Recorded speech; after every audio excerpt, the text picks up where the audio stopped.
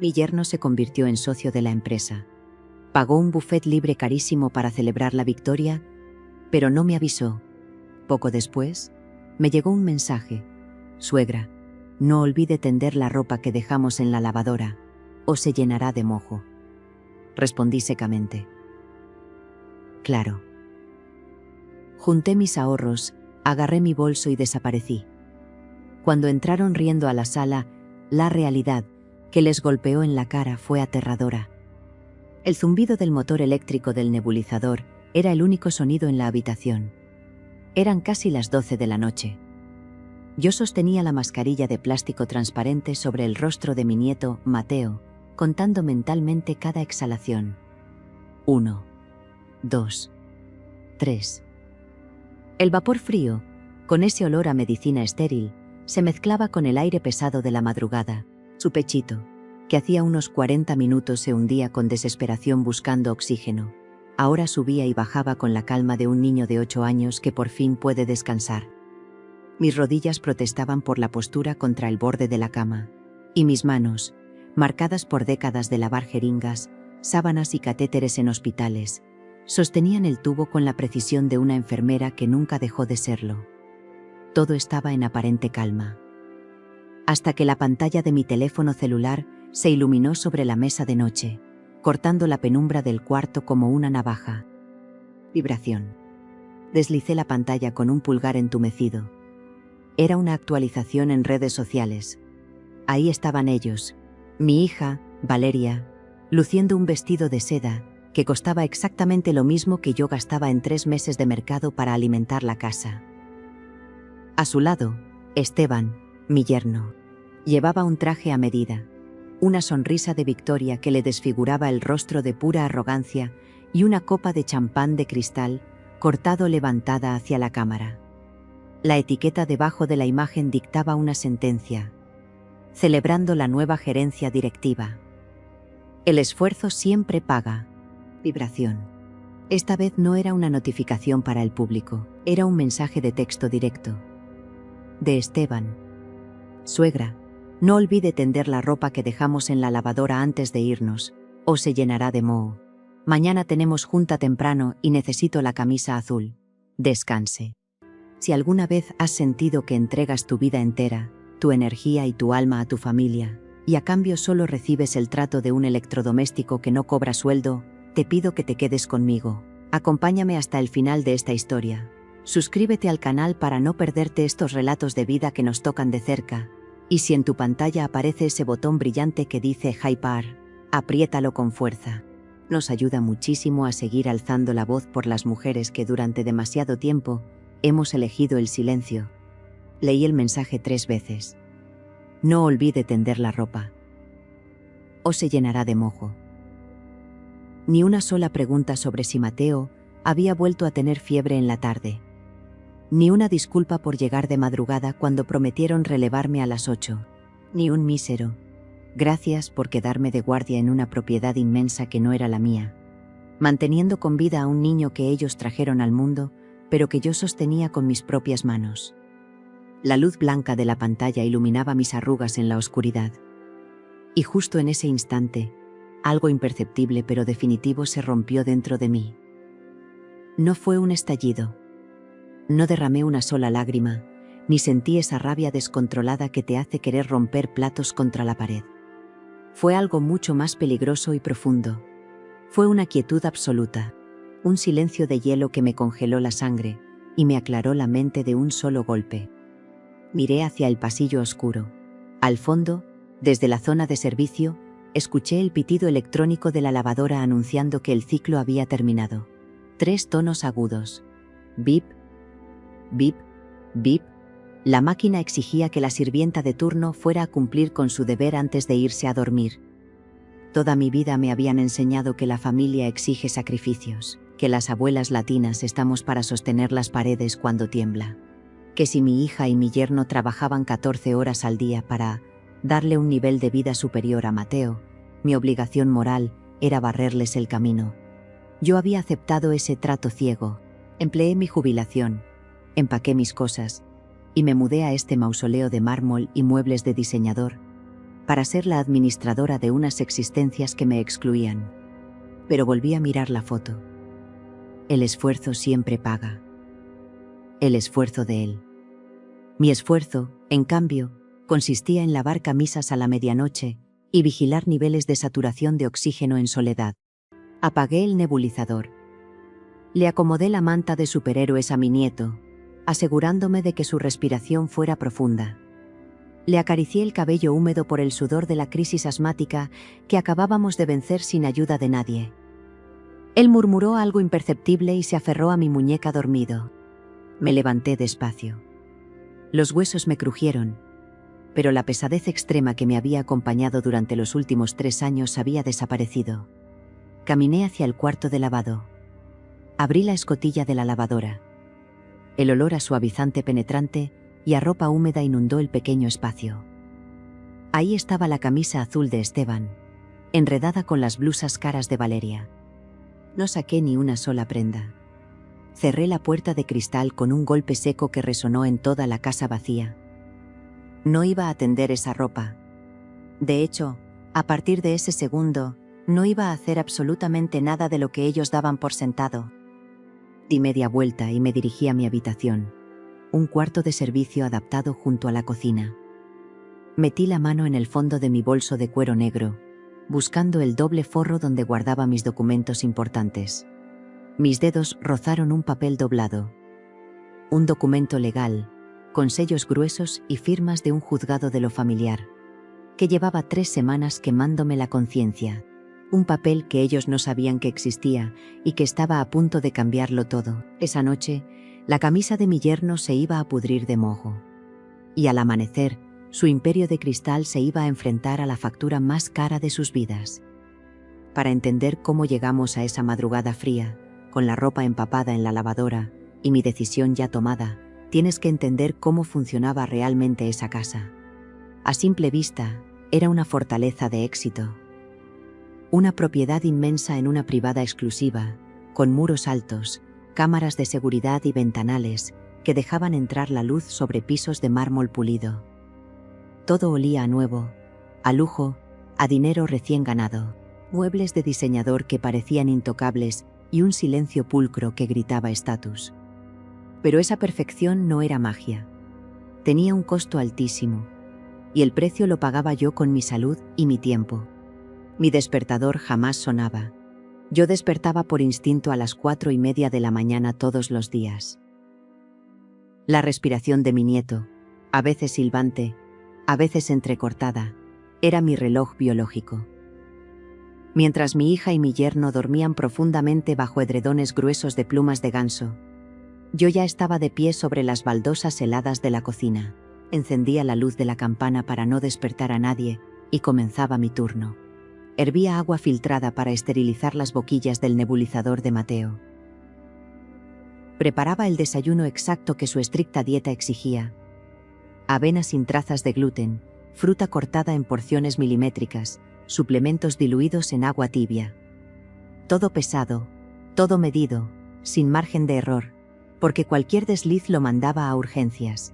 Mientras la avena se cocinaba, recogía los vasos que Esteban dejaba tirados en la sala de televisión la noche anterior. Doblaba las mantas, limpiaba las huellas del espejo del recibidor. A las 7 de la mañana, los dueños del castillo hacían su aparición. Esteban bajaba las escaleras ajustándose la corbata, oliendo a loción cara. Nunca me miraba a los ojos para darme los buenos días. Su saludo era una exigencia disfrazada de costumbre, lanzada siempre hacia la pantalla de su celular.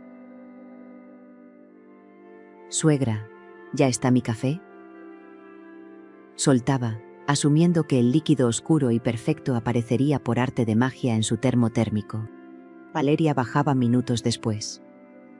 Pasaba a mi lado dejando una estela de perfume francés, quejándose del tráfico de la ciudad antes siquiera de subirse a su camioneta del año.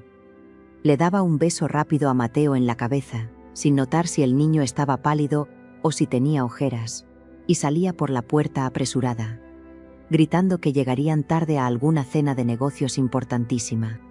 Se subían a sus autos impecables y desaparecían. Ellos creían, con una arrogancia absoluta, que el éxito de sus vidas era mérito exclusivo de sus talentos corporativos. Se sentían titanes.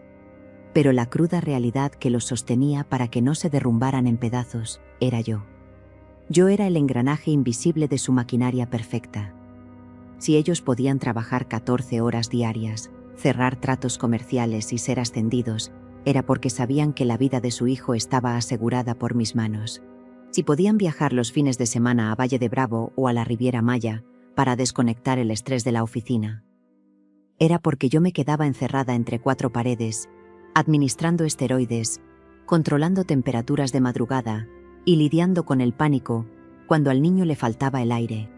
Me habían vaciado de mi identidad poco a poco, casi sin que me diera cuenta. Yo ya no era Carmen, la mujer independiente, la jefa de enfermeras que alguna vez dirigió el área de urgencias pediátricas del Hospital General. Había perdido mi nombre. Era simplemente la suegra. La que plancha, la que cocina, la que recibe los paquetes del correo, la que no hace ruido cuando traen invitados del trabajo a cenar. Era una extensión de los electrodomésticos, un servicio de máxima categoría que convenientemente no cobraba un solo peso de salario. Mis rodillas crujían al final del día, mis zapatos ortopédicos estaban gastados de tanto caminar por esos pasillos inmensos. Un contraste cruel con las cajas de zapatos italianos que llegaban por paquetería para Esteban cada mes. Ellos ni siquiera sabían el nombre de la maestra de apoyo de Mateo. No sabían de qué color eran las pastillas que le salvaban la vida. No sabían nada. Y yo callaba. Me tragaba el agotamiento y la humillación diaria de ser invisible. Las madres latinas somos expertas en eso, ¿verdad? Encontramos excusas para el egoísmo de nuestra sangre. Nos contamos historias preciosas para no ver la realidad que nos aplasta. Ese era mi peor error. Yo misma construí mi propia prisión justificando su abandono. Todas las noches, cuando me dolía la espalda de tanto cargar el peso de una casa ajena, me repetía un mantra. Me decía a mí misma: lo hacen por el niño. Trabajan sin descanso para pagar los tratamientos carísimos de Mateo. Todo este sacrificio vale la pena por su salud. Esa era la mentira que me mantenía atada a ellos. La venda que me puse en mis propios ojos para soportar el desprecio. Pero esa madrugada, parada frente a la lavadora, el engaño se había esfumado. Porque la verdad sobre los costosos tratamientos de Mateo era un secreto nauseabundo que me estaba quemando por dentro. Una verdad financiera que demostraba la verdadera calaña de mi yerno, y que, una vez expuesta, iba a dinamitar los cimientos de su vida perfecta. Las madres y las abuelas tenemos un talento peligroso. Somos expertas en inventar excusas brillantes para los hijos que nos lastiman. Nos convertimos en abogadas defensoras de su egoísmo. Yo pasé 3 años enteros perfeccionando ese arte maldito. Cada vez que Esteban me dejaba la ropa sucia tirada en el piso del baño, o cada vez que Valeria pasaba de largo por la cocina sin preguntarme si yo ya había desayunado, mi mente construía una barrera para proteger mi propio corazón. Están cansados, me decía a mí misma, frotándome las sienes mientras recogía sus calcetines. Trabajan bajo mucha presión. El mundo corporativo es cruel. Lo hacen por la familia. Pero la excusa maestra, la mentira dorada que Valeria me repetía cada vez que sentía que yo estaba a punto de quebrar, era siempre la misma. Me tomaba de las manos con esas uñas de acrílico perfectas que le costaban más que mi despensa entera. Me miraba con ojos de cordero degollado y me soltaba el discurso. Mamá, entiende, este nivel de estrés es por Mateo. Los especialistas cobran una fortuna. Las terapias respiratorias, los aparatos. Necesitamos este ascenso, mamá. Todo este sacrificio es para pagar la salud de tu nieto. Yo la escuchaba, asentía en silencio, y me tragaba el cansancio. Esa promesa era el combustible que me mantenía en pie a las 5 de la mañana. Me convencí de que mi dolor era un escudo protector para el niño. Qué estúpida fui. La verdad, la asquerosa y humillante verdad, estaba escrita en los recibos arrugados que yo guardaba en una vieja caja de galletas de metal dentro de mi closet. Mi pensión. Mi humilde pensión de enfermera, esa que me gané destrozándome la espalda en turnos dobles durante 35 años, no iba a un fondo de retiro. No iba a un viajecito a Taxco con mis antiguas compañeras del hospital. Ni siquiera iba para comprarme un par de zapatos nuevos que no me lastimaran los juanetes. Cada peso, cada centavo que el gobierno me depositaba, se escurría en las farmacias. Las ampolletas de esteroides, el salbutamol, las mascarillas pediátricas de repuesto, las consultas de emergencia con el neumólogo infantil que no aceptaba el seguro médico básico. Todo eso salía de mi vieja cartera de cuero negro. Al principio, empezó como un favor. Valeria me llamaba desde la oficina, apurada, con ruido de tráfico de fondo. «Ay, mami, ¿crees que puedas pasar tú a la farmacia especializada? Traigo las tarjetas a tope por una inversión que hizo Esteban y no nos han liberado el saldo. Te lo deposito el viernes, te lo juro». El famoso viernes nunca llegaba. Se convertía en un fantasma.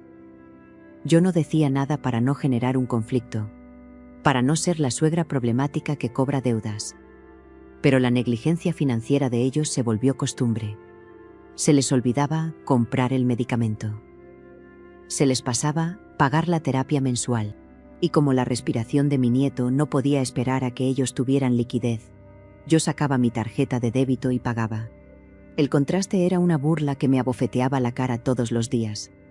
Mientras yo contaba las monedas de 10 pesos en el mostrador de la farmacia de la esquina para completar el ticket del mes, la camioneta del año de mi yerno descansaba en el garaje, oliendo a vestiduras de piel recién hidratadas. Mientras yo cancelaba mis citas con el dentista porque no me alcanzaba para una limpieza, yo veía llegar a la casa cajas y cajas de tiendas departamentales exclusivas. Veía las botellas de vino importado apilarse en la cava del comedor, esas que Esteban abría solo para impresionar a sus amigos del club de golf. Veía a Valeria llegar con bolsas de diseñador, presumiendo abrigos de temporada que costaban lo mismo que un año entero del tratamiento respiratorio de su hijo. Y yo seguía usando los mismos suéteres deslavados de hace 5 años. Todo este tiempo me había repetido que mi sacrificio era el puente hacia la salvación de mi nieto. Me construí un pedestal de mártir. No era una heroína, era la cajera gratuita de su vanidad. Yo les subsidiaba el lujo, absorbiendo los gastos de supervivencia básicos del niño para que ellos pudieran jugar a ser ricos e intocables en sus redes sociales. Les financiaba la farsa. Pero el autoengaño tiene fecha de caducidad. Tarde o temprano, el peso de la realidad te aplasta y ya no puedes mirar hacia otro lado. Para mí, la venda no se cayó de forma suave. No fue una revelación tranquila tomando un café. La venda me la arrancaron a pedazos, con desesperación y terror. La semilla de mi huida no se plantó esta noche frente a la lavadora sucia. Todo esto, esta rabia fría que ahora me congelaba la sangre mientras sostenía la camisa de mi yerno, nació hace exactamente 3 semanas. En la madrugada más larga de mi vida. Una noche donde el abandono de mi hija cruzó una línea sin retorno, y donde tuve que tomar una decisión drástica en la sala de urgencias de un hospital público, mientras ellos tenían los celulares apagados. Hace exactamente 21 días, el fantasma de la tragedia se sentó al borde de la cama de mi nieto. Eran las 2 de la mañana de un sábado. El sonido me despertó antes de que mi cerebro pudiera procesarlo. Un silbido agudo, rasposo y antinatural proveniente del cuarto de Mateo. No era el asma de siempre. Era ese ruido espantoso que hace el aire cuando lucha por pasar a través de una garganta que se está cerrando por completo. Brinqué de la cama sin ponerme los zapatos. Cuando encendí la lámpara, el niño tenía los labios teñidos de un tono azulado que me heló la sangre. Sus costillas se marcaban con cada intento desesperado por jalar oxígeno. Traté de ponerle el nebulizador, pero estaba tan débil que la mascarilla se le resbalaba del rostro sudado. Con las manos temblando, agarré mi celular. Valeria y Esteban se habían ido el viernes por la tarde a un retiro de liderazgo empresarial en Valle de Bravo. Antes de salir, mi yerno me había soltado, con esa superioridad que lo caracterizaba, una frase que en ese momento me pareció ridícula, pero que ahora era una sentencia de muerte.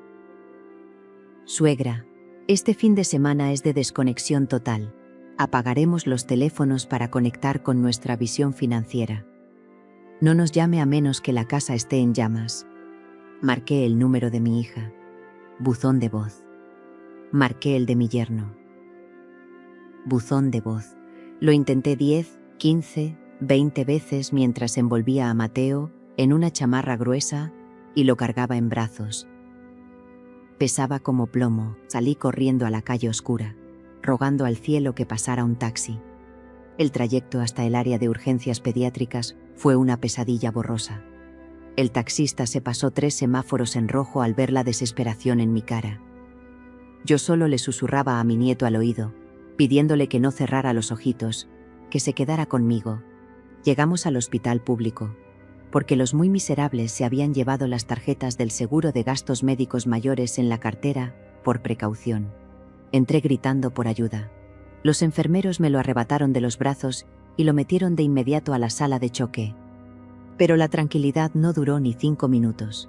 La burocracia de los hospitales no entiende de abuelas desesperadas, solo entiende de protocolos y responsabilidades legales. Un médico residente salió con un portapapeles, pálido. Me explicó que Mateo necesitaba un procedimiento invasivo de inmediato, medicamentos de alto riesgo que requerían intubación preventiva si algo salía mal. Señora Carmen, me dijo el doctor, mirándome con severidad, necesito la firma de los padres. Ahora mismo. El niño es menor de edad, y este es un procedimiento de alto riesgo. Usted es la abuela. Legalmente no tiene la patria potestad para autorizar esto si los padres están vivos. Llámelos. Tienen los celulares apagados. Le grité, sintiendo que el piso desaparecía bajo mis pies. Están fuera de la ciudad. No contestan. El silencio que siguió a mis palabras en esa sala de espera fría, iluminada por luces de neón parpadeantes, fue aterrador. El médico llamó a la trabajadora social del turno nocturno, la licenciada Márquez, una mujer mayor de mirada dura pero comprensiva, curtida por las tragedias de la madrugada. Ella me llevó a una oficina pequeña que olía a café rancio y archivos viejos. Solo hay una forma de intervenir al niño, sin que el hospital enfrente una demanda penal por mala praxis, señora, me explicó la trabajadora social, poniendo un formulario sobre el escritorio de lámina. Tiene que declarar a los padres ilocalizables y omisos. Voy a traer al juez de guardia del Ministerio Público anexo. Usted va a solicitar y firmar una guarda y custodia médica de emergencia por omisión de cuidados. Tragué saliva. Omisión de cuidados. Negligencia. Legalmente, iba a asentar en un documento oficial que mi hija y mi yerno habían abandonado a un menor con una condición médica crítica sin dejar los medios para salvarle la vida. Era una mancha legal imborrable. Era, a los ojos de la ley, quitarles el control. No lo dudé ni un segundo. Agarré el bolígrafo y firmé con tanta fuerza que casi rompo el papel. Esa noche, gracias a esa firma, le salvaron la vida a Mateo. Gasté hasta el último billete que traía escondido en mi ropa interior para pagar las medicinas de urgencia de la farmacia de enfrente. Nos dieron el alta el domingo por la mañana. Cuando Valeria y Esteban regresaron a casa ese mismo domingo por la tarde, venían bronceados, riendo y oliendo a leña y vino tinto. Entraron haciendo ruido, dejaron las maletas en la entrada y Valeria me gritó desde la sala. «Mami, ya llegamos. ¿Qué hay de comer? Venimos muertos de hambre». No subieron a ver a su hijo. No notaron las ojeras moradas en mi rostro. No preguntaron por qué el niño dormía profundamente a las 4 de la tarde. Simplemente asumieron que la maquinaria que yo operaba seguía funcionando sola. Yo no les dije nada. Los miré desde la puerta de la cocina, sintiendo un asco profundo que me revolvió el estómago. Subí a mi cuarto, abrí el doble forro de mi bolso negro y guardé el documento del juzgado de lo familiar. Ese papel, sellado y firmado, llevaba 3 semanas latiendo ahí dentro, esperando su momento. Una bomba de tiempo invisible. Y ahora, de vuelta en el presente, parada frente a la lavadora que acababa de pitar, entendí que el tiempo se había terminado. El momento de detonar esa bomba era esta misma noche. El zumbido agudo de la lavadora me trajo de vuelta a la madrugada. Bip, bip, bip, la luz verde del tablero digital parpadeaba en la oscuridad del cuarto de servicio, como un faro burlón exigiéndome obediencia. El ciclo de lavado había terminado. La camisa azul de mi yerno y las blusas finas de mi hija yacían ahí dentro, húmedas, pesadas, esperando que mis manos cansadas las colgaran cuidadosamente para que no se arrugaran. Me acerqué a la máquina. Puse la mano sobre el cristal frío de la escotilla. No abrí la puerta. Solo me quedé ahí, mirando el revoltijo de telas caras a través del vidrio oscuro. Me quedé inmóvil. Solo respiré. Y en ese silencio profundo, la ceguera de 3 años se disipó por completo. Ese es el momento exacto en el que dejas de reaccionar y empiezas a ver. Toda mi vida en esta casa había sido una reacción en cadena. Si el niño tosía, yo corría por el nebulizador. Si Valeria dejaba los platos en la mesa, yo los recogía para evitar hormigas. Si Esteban exigía su ropa impecable, yo la planchaba para que no hubiera tensión en el desayuno, siempre corriendo, siempre apagando los incendios que ellos provocaban con su indiferencia. Pero esta noche, parada sobre las baldosas heladas con el celular ardiendo en la bolsa de mi suéter, la inercia se rompió. Miré mis propias manos. Los nudillos hinchados por la artritis incipiente, la piel reseca por lavar los biberones y jeringas de medicamento. Y luego giré el rostro hacia el pasillo, hacia la puerta entreabierta donde mi nieto dormía. El contraste me golpeó con la fuerza de un tren de carga. Hace 3 semanas, mi nieto casi se asfixia en mis brazos, mientras ellos brindaban con vino tinto en un bosque, con los teléfonos apagados por salud mental. Y hoy, mi yerno celebraba su ascenso a socio directivo en un restaurante lujosísimo, bebiendo champaña. Y su única preocupación a la medianoche era mandarme un mensaje de texto para advertirme que su camisa de diseñador se iba a llenar de mojo si yo me atrevía a irme a dormir. El tiempo de las explicaciones se había agotado y muerto en esa sala de urgencias hace 21 días. Apagué la luz del cuarto de servicio, dejando la ropa mojada encerrada en su tambor de acero. El olor a jabón penetrante se quedaría ahí, estancado, pudriéndose lentamente. Exactamente igual que la devoción ciega que les tuve alguna vez. Me di la media vuelta y caminé hacia mi cuarto con pasos firmes. Mi mente, antes nublada por el cansancio crónico, ahora trabajaba con una claridad matemática, fría y letal. Ya no era la suegra sumisa. Había recordado quién era Carmen. Y Carmen sabía perfectamente cómo organizar un área de terapia intensiva y cómo desmantelar una vida entera. Caminé hacia mi buró, tomé mi teléfono celular y busqué en el historial un número que había ignorado por miedo. Había una llamada que necesitaba hacer, una oferta que había rechazado hacía 5 días y que ahora iba a ser mi guillotina personal para ellos. Me senté al borde de mi cama individual. El colchón de resortes rechinó apenas bajo mi peso. Afuera, la madrugada en la Ciudad de México era un monstruo silencioso. A lo lejos solo se escuchaba el ladrido ahogado de un perro y el viento golpeando los ventanales blindados de la mansión. Tomé mi celular con las manos extrañamente firmes. Desbloqueé la pantalla y busqué en el registro de llamadas perdidas. Había un nombre que latía en el cristal luminoso, una oferta que había rechazado por miedo y que ahora era mi única salida. Margarita. Margarita no era cualquier persona. Habíamos compartido guardias de 70 y 2 horas en el área de urgencias pediátricas del Hospital General hace 20 años. Conocíamos el olor al yodo, el sonido de los monitores cardíacos y el agotamiento que te cala hasta los huesos. Ahora, ella era la directora operativa de un complejo médico privado y exclusivo en la ciudad de Querétaro. 5 días atrás, me había llamado con una propuesta que en su momento me pareció una locura absoluta. Me ofreció el puesto de jefa de enfermeras para inaugurar su nuevo pabellón de especialidades infantiles. Carmen, tu experiencia se está pudriendo en esa mansión. Tienes 59 años, no estás muerta, me había dicho con esa voz ronca que la caracterizaba. Yo, por supuesto, le di la excusa cobarde de siempre, la que me había programado en la cabeza. No puedo, Margarita. Mi nieto me necesita. Tiene crisis respiratorias. Si me voy, ¿quién le dará sus medicinas a la hora exacta? Mis hijos están en el corporativo todo el día. Recuerdo que ella suspiró al otro lado de la línea, con esa decepción de quien ve a una presa caminar voluntariamente hacia la jaula, y me dio una semana para pensarlo. Miré la hora en la esquina superior de la pantalla. Las 12:45 de la noche. Era una falta de educación terrible llamar a esa hora. Las abuelas siempre decimos que las llamadas de madrugada solo traen tragedias o malas noticias. Pero la educación, los buenos modales y la paciencia eran lujos que ya no me podía permitir.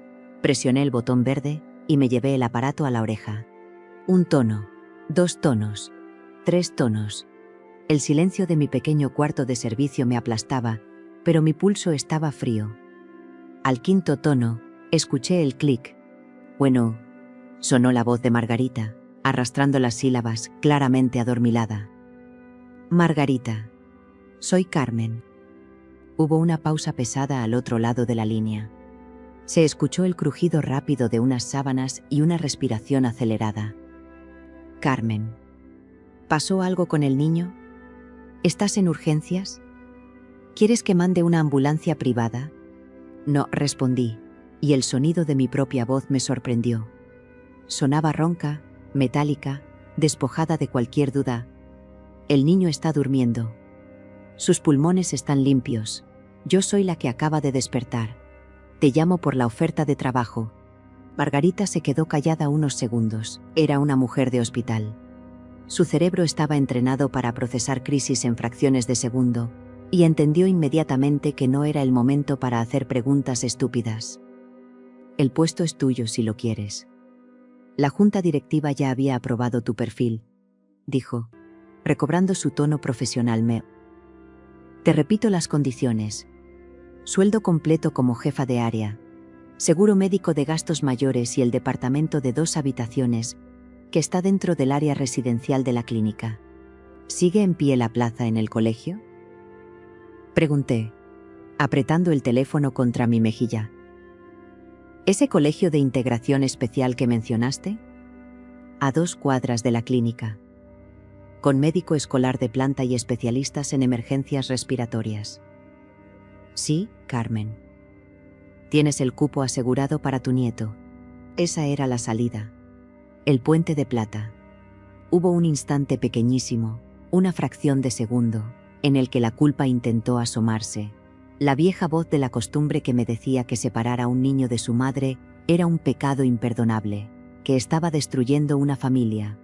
Pero cerré los ojos y recordé el mensaje de Esteban exigiéndome lavar su camisa, mientras mi nieto luchaba por respirar. Recordé la firma temblorosa en el hospital público hace 3 semanas. La familia ya estaba destruida. Yo solo la estaba sosteniendo con mis costillas rotas. Lo tomo, sentencié, mirando mi reflejo oscuro en la ventana. Pero necesito saber si el departamento en Querétaro está vacío ahora mismo. Las llaves están en la recepción principal de la clínica a tu nombre, Carmen. Entras y sales cuando quieras.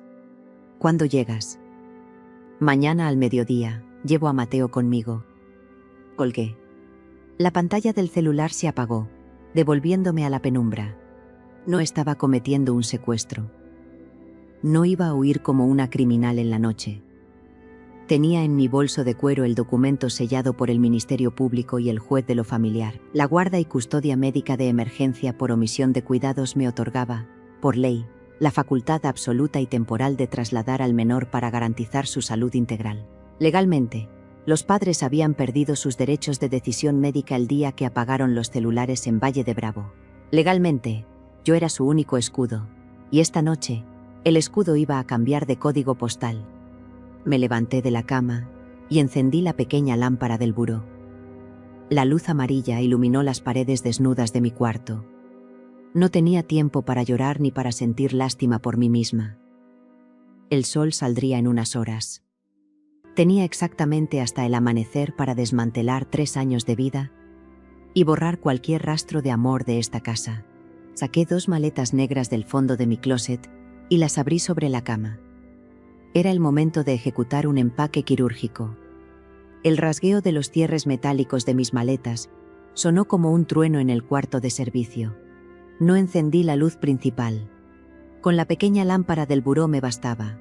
Las enfermeras estamos entrenadas para movernos en la penumbra, para cambiar sueros y revisar monitores sin despertar a los pacientes. Esta noche, yo estaba desmantelando una vida entera con esa misma precisión quirúrgica.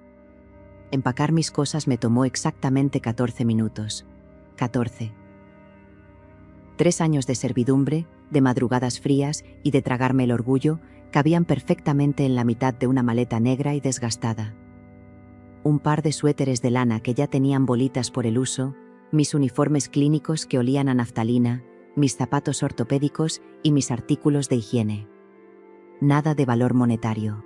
Mientras cerraba esa maleta, pensé en el inmenso vestidor de Valeria arriba, lleno de abrigos que nunca se ponía y zapatos que le lastimaban los pies, pero alimentaban su ego. Ellos tenían la casa llena, pero estaban vacíos. Yo me iba con casi nada, pero por fin me llevaba mi dignidad de vuelta. Dejé mi equipaje junto a la puerta trasera y caminé descalza por el pasillo hacia la recámara de Mateo. La verdadera operación empezaba ahí. Empujar la puerta de madera pesada sin hacer ruido requería maña. El niño dormía de lado, abrazando con fuerza su peluche de dinosaurio al que le faltaba un ojo. Su respiración era rítmica, un milagro cotidiano que yo había garantizado con mi propio desgaste físico. Saqué su mochila escolar y una maleta pequeña de rueditas. No agarré ropa al azar. Seleccioné sus mamelucos térmicos, sus chamarras gruesas y los calcetines de algodón especial que no le irritaban la piel. Pero lo más importante no era la ropa. Era el soporte de vida. Fui directo al cajón de los medicamentos. Vacié todo. Las cajas rojas de esteroides, los frascos de salbutamol, el nebulizador de repuesto, las mascarillas pediátricas, el termómetro digital, las jeringas dosificadoras. Todo eso lo había pagado yo. Cada centavo había salido de la pensión que el gobierno me depositaba los días primero de cada mes. Metí cada caja en una bolsa térmica. No dejé ni una sola pastilla para el dolor de cabeza. Si a Esteban le dolía la cabeza mañana por la resaca del champán, iba a tener que arrastrarse a la farmacia. Luego tomé la carpeta azul de argollas gruesas. El historial médico completo de Mateo. Las radiografías de tórax, las recetas, las indicaciones de alergias, los teléfonos de los especialistas. Ese cartapacio era el manual de instrucciones del niño. Valeria y Esteban jamás lo habían abierto. Creían que la salud de su hijo funcionaba por obra del Espíritu Santo. Metí la carpeta al fondo de la mochila. Los dejaba ciegos. Sin ese historial, no sabrían qué dosis darle en caso de emergencia, ni qué alimentos lo mandaban directo a la sala de choque. Bajé a la cocina con sigilo. Abrí la alacena y saqué los frascos de avena sin gluten, los suplementos vitamínicos y la leche de almendras especial que costaba una barbaridad. Todo directo a una bolsa de tela. La despensa de ellos se quedó intacta, llena de vinos importados, quesos maduros, galletas de importación y latas de atún gourmet. Cosas que no servían para alimentar a un niño con un régimen estricto. Mi reloj de pulsera marcaba las 4 de la mañana. El aire de la casa estaba helado. Antes de regresar a mi cuarto a esperar el amanecer, hice una última parada en el patio de servicio. Pasé junto a la lavadora. El tambor de acero seguía cerrado, guardando la humedad letal que ya empezaba a impregnarse en las fibras de la camisa azul de mi yerno. La dejé ahí, como un monumento a su prepotencia. Al fondo del patio estaba el calentador de agua. El gran boiler que alimentaba las tuberías de las regaderas con efecto de lluvia que tanto presumían en la planta alta. Me acerqué al aparato metálico. La pequeña llama piloto brillaba en azul tras la ventanilla de cristal, manteniendo el agua hirviendo, lista para que los señores de la casa se dieran su baño relajante antes de su junta corporativa. Levanté la mano y giré la perilla del gas hasta el fondo. Clac. La llama azul se extinguió de golpe. Corté el suministro. El agua en ese inmenso tanque tardaría horas en calentarse de nuevo. Cuando despertaran a las 2 de la tarde, sudando alcohol y estrés, lo único que encontrarían al abrir las llaves de plata de su baño sería agua congelada, cortante como navajas. Me quité el delantal de flores deslavadas que llevaba puesto y lo tiré al piso, justo al lado de la escoba. El calor de esa casa era yo. El orden de esa casa era yo. El pulmón que los mantenía respirando tranquilos era yo. Y me lo llevaba todo. Volví al cuarto de Mateo y me senté en la mecedora junto a la ventana. Afuera, el cielo comenzaba a teñirse de un azul profundo, casi morado. Acaricié el asa de mi bolso negro, donde el documento legal descansaba pesado y definitivo. Solo faltaba que los primeros rayos del sol tocaran la calle para pedir el transporte. La bomba estaba armada, y el silencio que dejaríamos al cerrar la puerta principal sería la explosión que derribaría su mundo de cartón. Eran las 5:40 de la mañana. El tono grisáceo de la madrugada capitalina comenzaba a filtrarse por las gruesas cortinas de la sala, revelando las siluetas de los muebles caros que parecían fantasmas mudos. Mi celular, con la pantalla astillada en una esquina, vibró en mi bolsillo. Un mensaje de la aplicación de transporte. El conductor, don Arturo, está esperando en la caseta de vigilancia. Respiré hondo. El aire frío de la casa me llenó los pulmones. Era el momento. Caminé de regreso a la recámara de Mateo. La parte más delicada de toda esta operación era despertarlo. Los niños con condiciones respiratorias severas pueden detonar una crisis de asma con un simple susto, un llanto repentino o un pico de estrés. Me acerqué a la orilla de la cama, me senté despacio para no hundir el colchón y le acaricié el cabello, todavía húmedo por el sudor de la noche. Mateo, pajarito, le susurré muy cerca del oído, rozando su mejilla tibia. Despierta, mi amor. Nos vamos de aventura. El niño parpadeó despacio, desorientado. Sus ojitos oscuros me miraron en la penumbra. ¿A dónde? ¿Abuela? Ya es de día, preguntó, frotándose la nariz con el dorso de la mano. Es un viaje secreto, a una ciudad nueva, con un jardín gigante solo para nosotros. Pero tenemos que salir antes de que salga el sol, como los exploradores de tus cuentos. Una sonrisa soñolienta se dibujó en su rostro. Agarró de inmediato a su dinosaurio de peluche al que le faltaba un ojo, su compañero inseparable de tantas madrugadas de nebulizaciones, y me extendió los brazos. Lo envolví en su chamarra térmica más gruesa, le acomodé un gorro de lana y lo cargué. Pesaba, claro que pesaba, pero esa mañana mis brazos tenían una fuerza eléctrica que no sentía desde mis 30. Con el niño aferrado a mi cuello, arrastré la maleta negra de rueditas por el inmenso pasillo de mármol. Clac, clac, clac, las llantas de plástico duro rompían el silencio absoluto de la mansión. Me importaba un rábano hacer ruido. Sabía perfectamente que los dueños de este palacio de cristal estaban a kilómetros de distancia, desmayados en una cama de hotel de 5 estrellas, sudando la resaca del champán y flotando en su propia vanidad. Llegamos al recibidor. Antes de abrir la puerta principal, me detuve frente a la inmensa mesa del comedor. Esa mesa de parota maciza donde Esteban cerraba sus tratos, donde descorchaba botellas importadas y donde a mí apenas me permitían servir el café y retirarme a la cocina. Dejé la maleta a un lado. Saqué de mi bolso la carpeta azul de argollas gruesas con el historial médico y los recibos de las medicinas. La coloqué justo en el centro del comedor, sobre un camino de mesa de lino impecable. Encima de la carpeta dejé el documento del juzgado de lo familiar. Las firmas, los folios y los sellos oficiales brillaban desafiantes bajo la luz de la lámpara del techo. Y coronando ese altar de verdades incómodas, puse una hoja de libreta doblada a la mitad. Había escrito la nota mientras empacaba. Letra de enfermera, firme, rápida y sin adornos. Ustedes tienen sus carreras. Yo tengo a mi nieto. La ropa se echó a perder. Suerte en la junta. No necesitaba insultos. No necesitaba reclamar los años de humillaciones ni el dinero que me robaron en silencio. El golpe seco de esa hoja iba a destrozarles la mandíbula mucho más fuerte que cualquier pelea de lavadero. Giré la perilla de la pesada puerta de madera tallada. El frío cortante de la calle nos recibió de golpe. El auto blanco ya estaba estacionado frente a la entrada, con las luces intermitentes encendidas.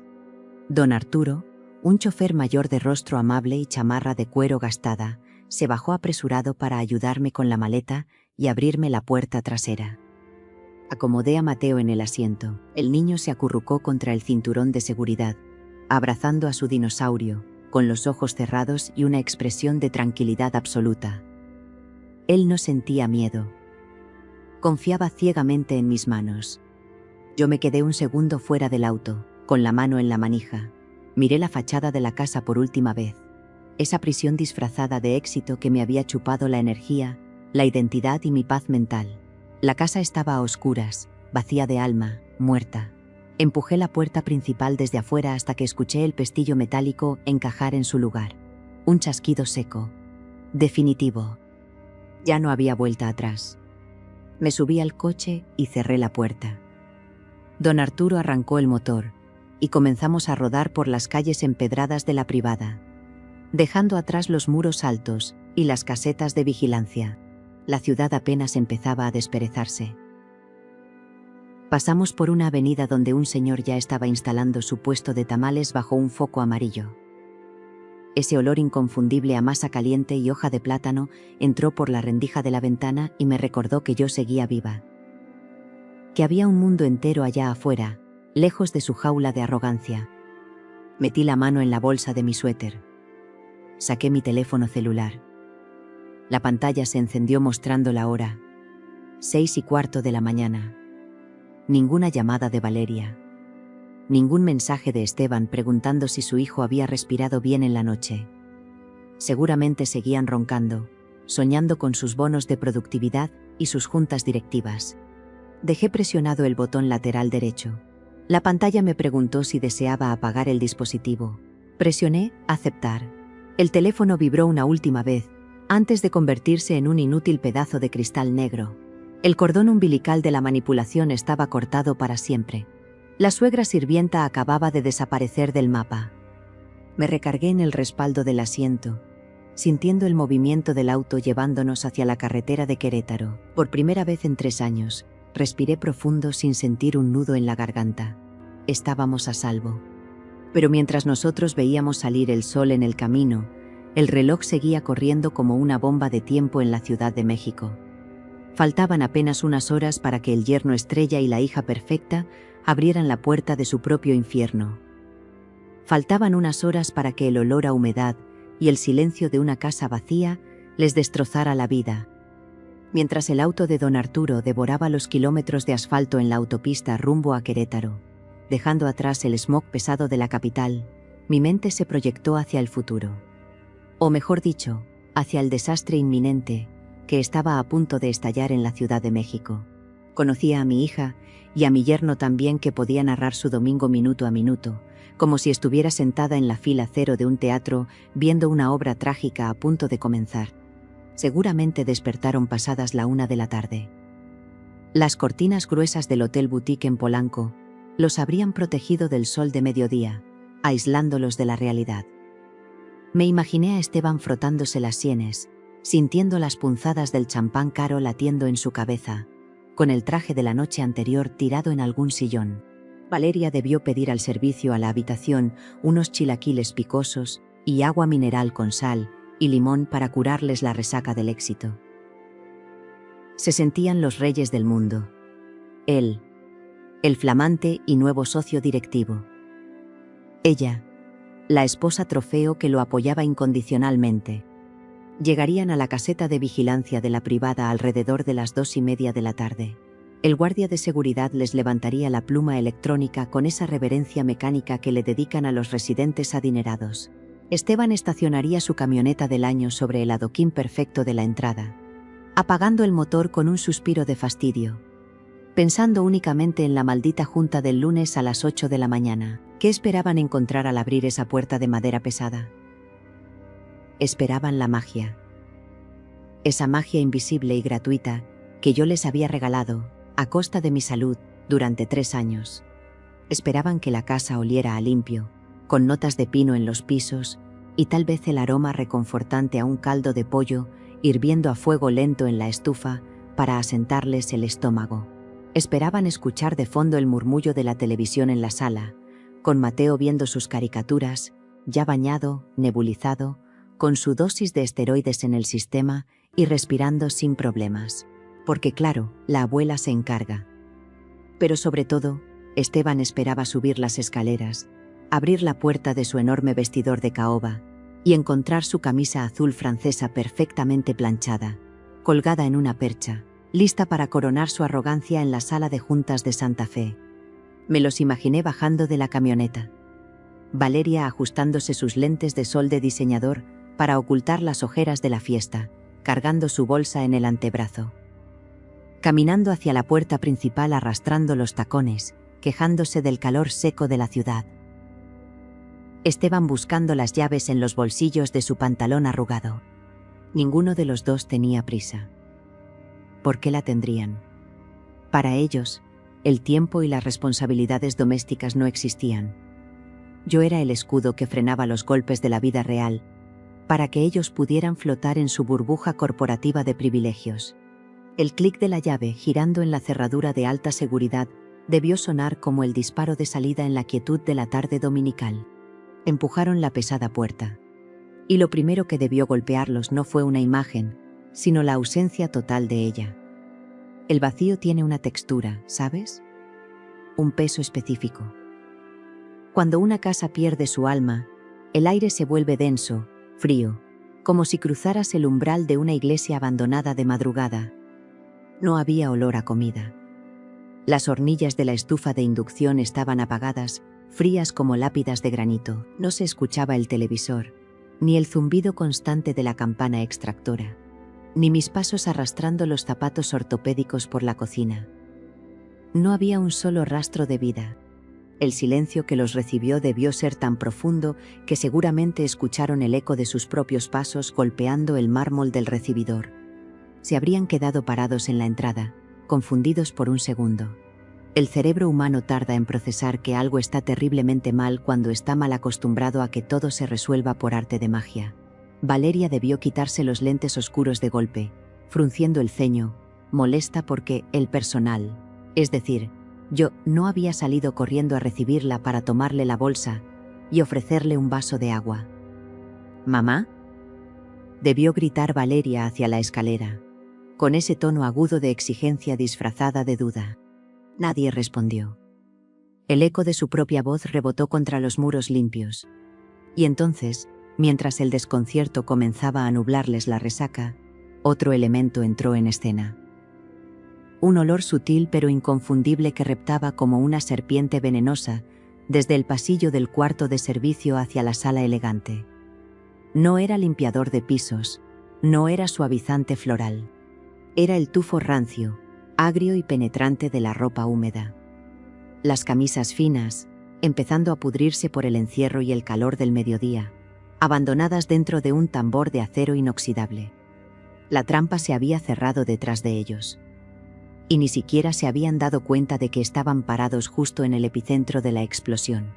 El silencio tiene un peso que te aplasta la garganta cuando estás acostumbrado a que el mundo gire a tu alrededor. Y en esa casa, el mundo giraba al ritmo de mis pasos. Cuando el eco de la puerta principal cerrándose se apagó, Esteban dejó caer las llaves de la camioneta sobre la consola de cristal del recibidor. El ruido metálico fue agudo, irritante. Valeria se frotó las sienes, esperando que yo saliera de la cocina, limpiándome las manos en el delantal, para ofrecerle un analgésico y un vaso de agua helada. Pero nadie salió. «Mamá», gritó Valeria, con la voz rasposa por el alcohol de la noche anterior. «Mamá, el niño. ¿Dónde están?» Caminó hacia la cocina arrastrando los pies, con los zapatos de tacón resonando como martillazos en la cabeza de Esteban. Abrió el inmenso refrigerador de acero inoxidable buscando la jarra de agua fresca que yo siempre preparaba.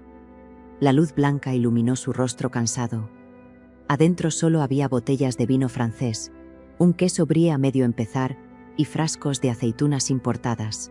Ni rastro de la leche especial de Mateo. Ni rastro de la avena. Ni siquiera había fruta picada.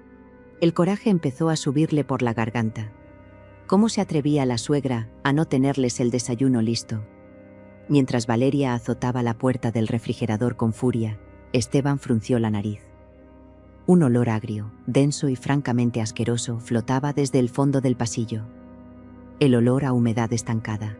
Con pasos pesados, Mi yerno caminó hacia el cuarto de lavado. El tufo se hacía más insoportable a cada metro. Al encender la luz del patio interior, sus ojos inyectados en sangre se clavaron en la lavadora. El cristal de la escotilla estaba empañado por dentro. Esteban tiró de la manija con violencia. El hedor a ropa pudriéndose por el encierro y el calor del mediodía le golpeó la cara como una bofetada física. Ahí estaba su camisa azul francesa, la que iba a usar al día siguiente para su gran entrada triunfal en la sala de juntas de Santa Fe, convertida en un trapo arrugado, manchado de moho en los cuellos y apestando a agua podrida. Junto a ella, las blusas de seda de Valeria estaban irremediablemente arruinadas. «Valeria», rugió Esteban, con las venas del cuello a punto de reventar, sacando la camisa mojada y tirándola al piso de cerámica. «Tu madre arruinó mi ropa. Es una inútil». Tenía una sola maldita cosa que hacer. Esteban estaba furioso, sí, pero su rabia era la de un niño mimado al que le quitan su juguete. Aún no entendía la magnitud del huracán que les acababa de pasar por encima. Ciego de ira, caminó hacia el baño de visitas, abrió la llave del lavabo para echarse agua en la cara y tratar de calmarse. El chorro salió helado, cortante como agujas. El boiler, apagado desde la madrugada, empezaba a cobrar sus primeras víctimas. Valeria, ignorando los gritos de su marido, sintió un hueco helado en el estómago. El instinto maternal, atrofiado por años de comodidad, por fin dio una señal de alarma. Caminó rápido hacia la habitación de Mateo. La puerta estaba entreabierta. Empujó la madera despacio. La cama con sábanas de superhéroes estaba perfectamente tendida. Fría. Sin arrugas. Pero eso no fue lo que le cortó la respiración. Valeria miró hacia el buró donde siempre, sin falta, reposaba el motor plástico del nebulizador. No estaba. Desesperada, corrió hacia la cajonera blanca, donde yo guardaba el arsenal médico del niño. Abrió el primer cajón de un tirón. Vacío. Abrió el segundo. Vacío. Ni las cajas rojas de esteroides, ni las jeringas, ni el termómetro. Las repisas estaban limpias, despojadas de cualquier rastro de enfermedad o cuidado. Abrió el closet. Faltaban las chamarras gruesas. Faltaba la maleta pequeña de rueditas. Faltaba el dinosaurio tuerto de peluche. El pánico real, ese terror animal que te paraliza las extremidades y te seca la boca, se apoderó de ella. Su hijo no estaba en el parque. Su madre no había salido a la farmacia de la esquina. La habitación había sido vaciada con una precisión clínica. Se habían llevado la supervivencia del niño. Esteban. El grito de Valeria desgarró el silencio de la casa. Fue un alarido de puro terror. Esteban, ven aquí. No están. Se llevó sus medicinas, se llevó todo. Esteban apareció en el marco de la puerta, con las manos rojas por el agua helada y la camisa podrida aún en el piso del pasillo. Al ver los cajones abiertos y la habitación vacía, la resaca se le evaporó en un milisegundo. La arrogancia del socio directivo se hizo pedazos contra la pared. De repente, se dieron cuenta de lo inútiles que eran. No sabían el nombre del neumólogo de urgencias. No sabían cada cuántas horas el niño necesitaba el inhalador. No sabían qué dosis de esteroides administrarle si empezaba a asfixiarse. Durante 3 años habían delegado la vida de su propio hijo a la mujer que trataban como a un trapo viejo. Y ahora, esa mujer había desaparecido. Corrieron hacia la sala, chocando entre ellos, sacando sus teléfonos celulares con las manos temblorosas. Valeria marcó mi número. 1, 2, 3 intentos. Buzón de voz directo. El corazón les latía desbocado. Estaban atrapados en un laberinto de su propia creación, rodeados de lujos que de nada servían si no sabían cómo mantener vivo a su hijo. Y fue en ese momento de desesperación absoluta, corriendo hacia el recibidor para salir a la calle a buscar respuestas, cuando ambos frenaron en seco. Las suelas de sus zapatos rechinaron contra el mármol. Ahí estaba. En el centro exacto de la inmensa mesa del comedor de Parota, iluminada por el sol de la tarde que entraba por el ventanal. La trampa final los estaba esperando. Tópico 11. El expediente sobre la mesa. El sol de las 3 de la tarde atravesaba los inmensos ventanales de la sala, proyectando una luz dorada y pesada sobre la mesa de parota maciza. Valeria y Esteban se detuvieron en seco. La respiración agitada de mi yerno era el único sonido que rompía la quietud de la casa. Sus ojos, todavía inyectados en sangre por la resaca, se clavaron en el centro exacto del comedor. No había maletas revueltas. No había cosas rotas ni platos estrellados contra la pared. Solo estaba la carpeta azul de argollas gruesas, perfectamente alineada con el camino de mesa de lino crudo. Esteban caminó hacia ella arrastrando los pies, como si se acercara a un animal venenoso a punto de morderlo. Valeria iba un paso atrás, abrazándose a sí misma, temblando a pesar del calor sofocante de la tarde. El instinto corporativo de Esteban, ese que lo hacía sentir un titán en las salas de juntas, lo impulsó a abrir la cubierta de cartón duro. La primera hoja no era una carta de reclamos sentimentales. Era una bofetada financiera directa al orgullo de su hombría. Eran cientos de tickets de farmacia engrapados en hojas blancas, decenas de recibos de honorarios médicos, fechas marcadas con tinta roja, las ampolletas de esteroides a las 2 de la mañana, el neumólogo pediatra de urgencia, las mascarillas, los filtros, las consultas que no cubría su seguro porque olvidaron renovar la póliza a tiempo. Al final de la página, un número escrito con mi letra, calculando el total de los últimos 3 años. Todo pagado con mi tarjeta de débito del Banco del Gobierno. Esteban, el flamante socio directivo, el genio de las finanzas que celebraba bebiendo botellas de champán de 5.000 pesos, sintió cómo se le revolvía el estómago. La hoja de cálculo artesanal demostraba, sin lugar a dudas, que su riqueza era una ilusión. Su cuenta bancaria estaba intacta única y exclusivamente porque una mujer de 59 años le subsidiaba la respiración a su hijo con una pensión miserable. Eran unos parásitos vestidos de seda. Valeria pasó la página con dedos temblorosos. La segunda sección era el cronograma médico de Mateo. Estaba lleno de códigos de colores que yo había diseñado.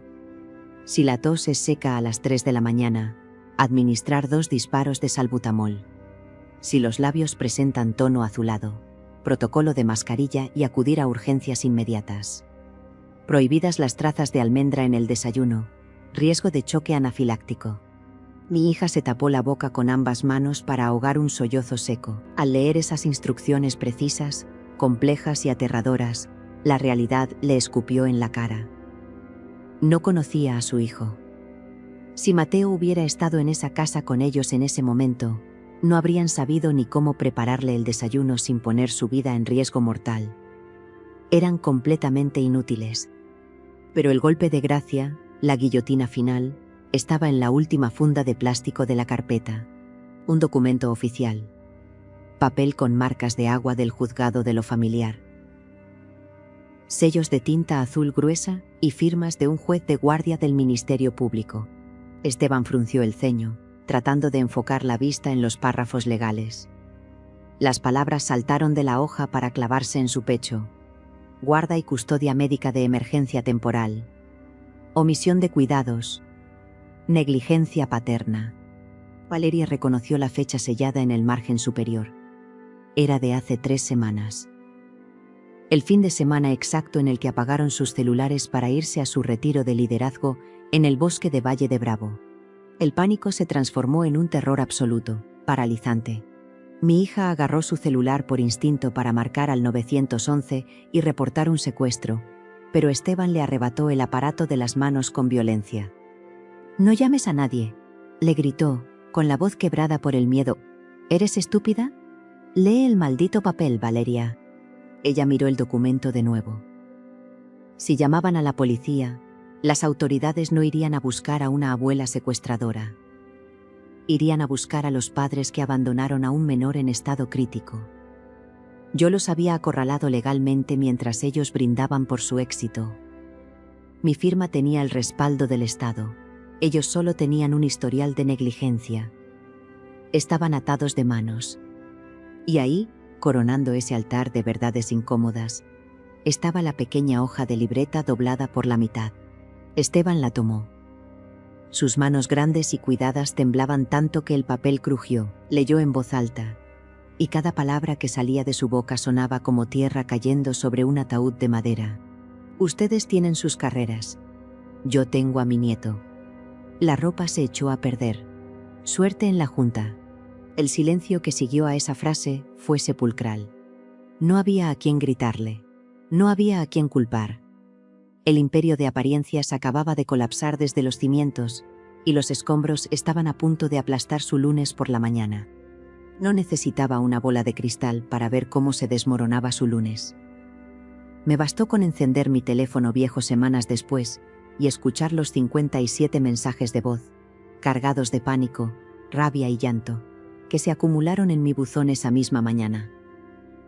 A través de esos audios frenéticos, y conociéndolos como los conocía, pude reconstruir minuto a minuto el infierno en el que se hundieron. El castillo de naipes no cayó con una explosión.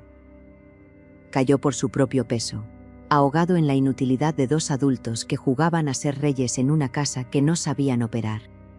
El domingo por la noche, la primera grieta apareció en los baños. Esteban, intentando calmar los nervios con una ducha caliente, abrió la llave de la regadera de lluvia. Lo que recibió fue un chorro de agua congelada que le cortó la respiración. El boiler seguía apagado. Ninguno de los dos sabía cómo encender el piloto de un calentador industrial. Pasaron su primera noche temblando, sucios por el sudor frío del pánico, en una casa que de pronto se sentía inmensa, oscura y amenazante. Pero el verdadero castigo llegó a las 6 de la mañana del lunes. El sonido de la alarma en su celular debió sonar como una sirena antiaérea. Por primera vez en 3 años, no había olor a café recién colado subiendo por las escaleras. No estaba el sonido del nebulizador marcando el ritmo del amanecer. Solo el silencio denso y el tufo agrio a ropa, pudriéndose que ya había invadido toda la planta baja. Esteban tenía su primera junta directiva como socio a las 8 de la mañana en Santa Fe. Abrió su inmenso closet de madera de caoba, buscando desesperado algo decente que ponerse. Todas sus camisas de corte francés, las de las reuniones importantes, estaban hechas un nudo de tela apestosa a moho dentro de la lavadora cerrada. Terminó poniéndose una camisa blanca de hace 2 temporadas, que le quedaba apretada del cuello, y un traje que no combinaba. Trató de hacerse un café en la máquina italiana de la cocina, pero ni siquiera sabía dónde guardaba yo los filtros. Terminó quemando los granos y manchando la encimera de mármol. Salió de la casa dando portazos, con el estómago vacío, el cabello mal peinado y los nervios destrozados. Se metió al tráfico del periférico, donde el estrés se lo comió vivo. Mientras tanto, Valeria vivía su propio colapso. Se quedó sentada en el piso de la habitación vacía de Mateo, rodeada de cajones abiertos. Los mensajes de voz que me dejó esa mañana revelaban una verdad patética. Trató de llamar a la escuela para reportar que el niño no asistiría, pero se dio cuenta de que no se sabía el nombre del colegio completo, ni mucho menos el de la directora. Trató de llamar al pediatra para preguntar si Mateo podía sobrevivir sin los esteroides que yo me había llevado, pero la asistente del médico le exigió el número de expediente. Un expediente que estaba en la carpeta azul, la misma que la incriminaba. La angustia se transformó en parálisis.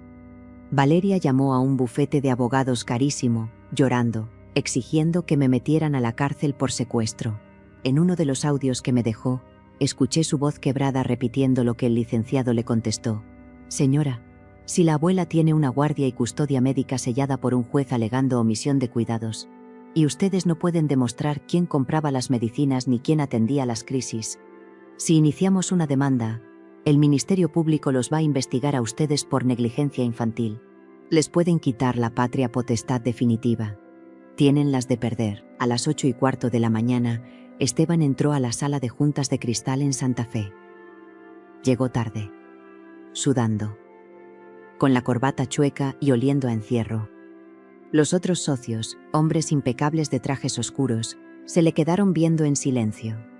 La gran entrada triunfal del yerno prodigio se convirtió en un espectáculo lamentable.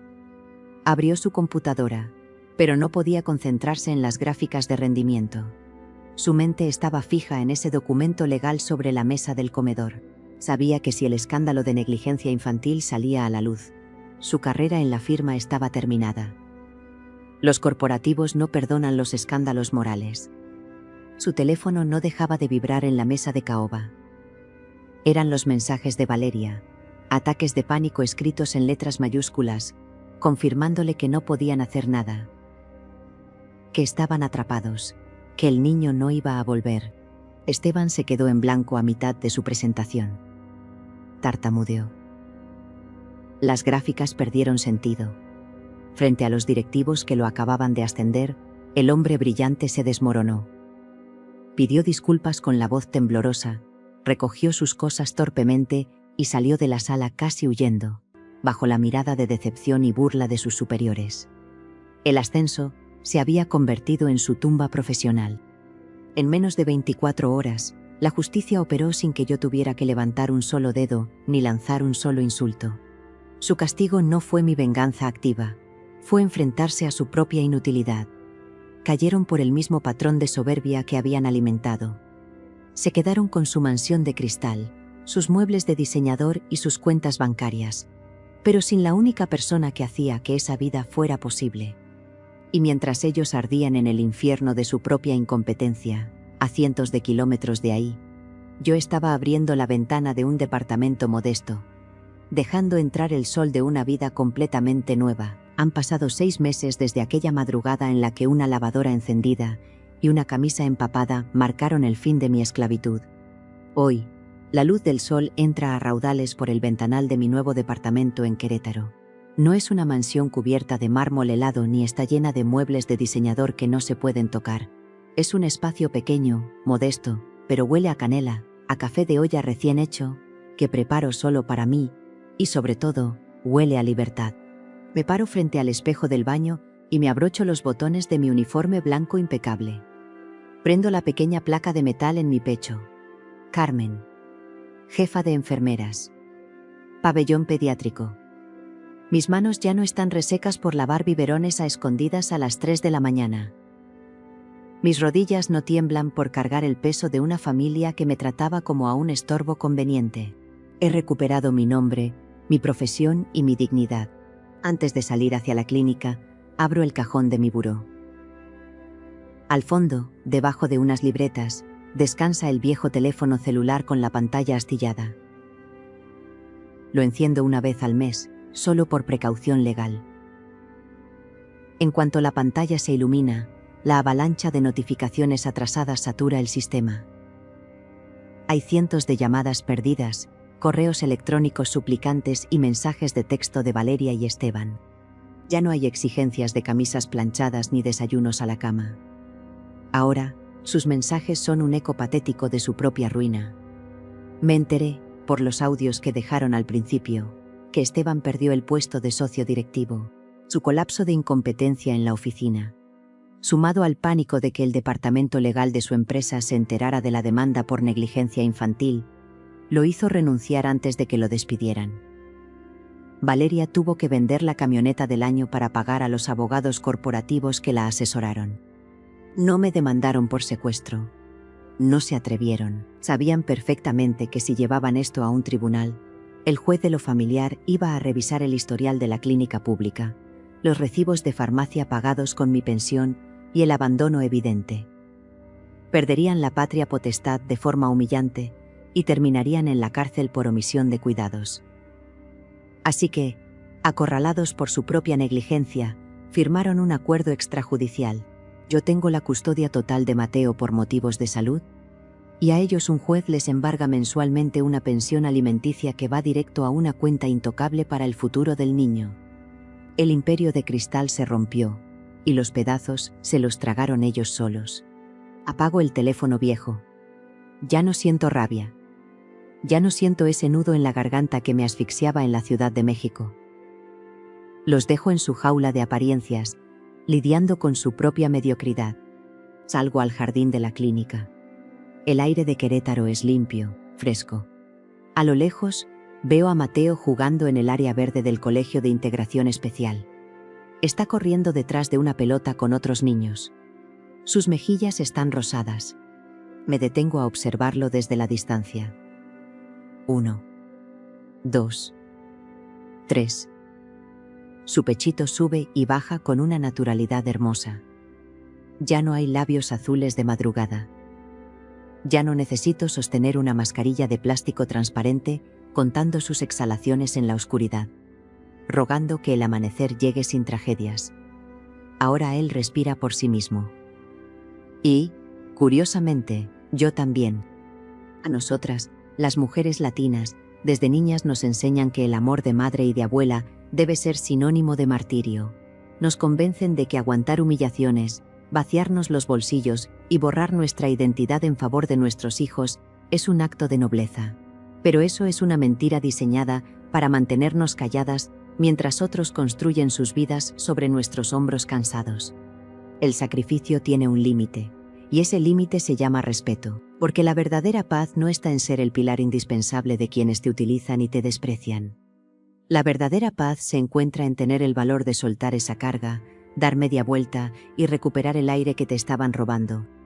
Me encantaría saber qué piensan ustedes de esta historia. Su opinión es el motor de este canal, y me leo todos sus comentarios. ¿Sienten que alguna vez han estado en el lugar de Carmen, sosteniendo a personas que ni siquiera las miran a los ojos? Si están disfrutando de estos relatos de vida, de estas historias de silencio que por fin encuentran su voz, háganmelo saber. Y si tú, que me estás escuchando, tienes una historia guardada en el pecho, una injusticia que superaste o una decisión difícil que te cambió la vida, quiero que sepas que este es tu espacio. Puedes enviarnos tu relato al correo que está aquí abajo en la descripción. Te doy mi palabra de que todos los nombres, ciudades y detalles personales serán cambiados para proteger tu identidad y mantener el sigilo absoluto. Pero tu mensaje, tu valentía, llegará al mundo. Para demostrarme que me acompañaste hasta el último segundo de este relato, quiero hacerte una pregunta reflexiva. ¿Alguna vez has justificado a alguien que te lastimaba solo porque era tu familia? Te pido que dejes en los comentarios la palabra clave de hoy: respirar. Porque respirar no es solo meter aire a los pulmones. Respirar es tener la libertad de vivir sin que el egoísmo de otros te asfixie. Comenta la palabra respirar y acompáñala con tu opinión. Las estaré leyendo a todas. Hasta la próxima historia. Levanten la cabeza y nunca olviden tender sus propias alas antes de lavar la ropa ajena.